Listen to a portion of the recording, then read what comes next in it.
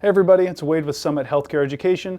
So today I just wanted to kind of talk about a couple of test taking tips. I know that this is we take a lot of exams throughout EMT courses in the National Registry at the end, obviously the overarching. But there are some little tips and pointers that I think can go a long way for you when you're taking your exams, probably more so in the EMT program kind of environment, less of the NREMT, though this can still apply. So first tip that I would give you, if you are unsure of an answer, skip it and move on. And this is for a couple of reasons. First reason, studies are showing that if you answer something you're more confident in and then come back and answer the question you were unsure of, you tend to have a better gut answer. Second reason you can skip it and move on is sometimes you can use the test to take the test. Later on in your exams, questions may bring up answers that you didn't know were there in the prior ones.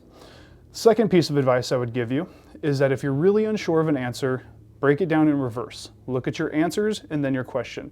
Start weeding out the answers you know it's not.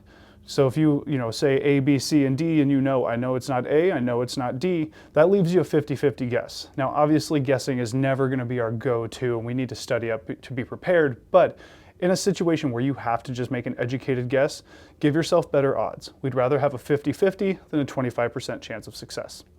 The last piece of advice, and probably the most important piece of advice I would give you, do not go back and change a bunch of your answers.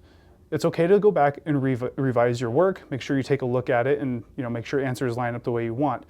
But if you're gonna go back and change a bunch of answers, you're likely shooting yourself in the foot a little bit. And in my own experience with my own classes, I tend to see a severe drop in scores with that.